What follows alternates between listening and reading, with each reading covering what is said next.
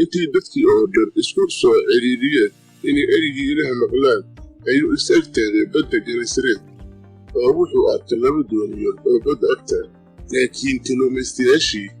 waa ka digeen oo shabagyadoodii ayay mayadheen markaasuu fuulay dooniyii middood oo Simon lahaa wuxuuna ka baryayey inuu in yar dhulka ka durkiyo markaasuu fadhiistay oo dadkii wax ka dhex baray doonihii goortuu hadalkii dhameeyey ayuu Simon ku yidhi meesha biyaha u dheergee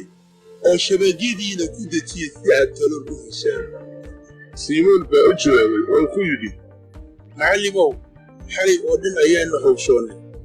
waxbana ma aanu qaban laakiin hadalkaaga dartii shabagyada waan dejinayaa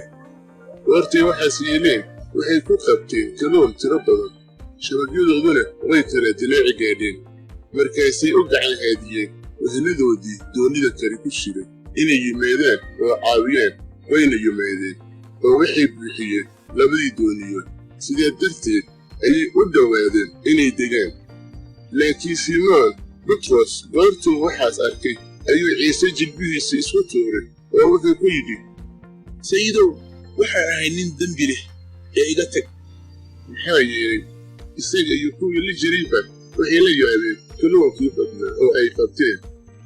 sidoo kalena waxaa la yaabay Yacqoob iyo Yooxanaa oo wiilashii Sebedi ahaa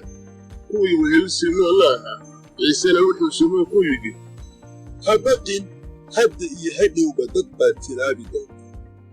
markay dooniyahoodii dhulka geeyeen ayay wax walba ka tageen markaasay raaceen isaga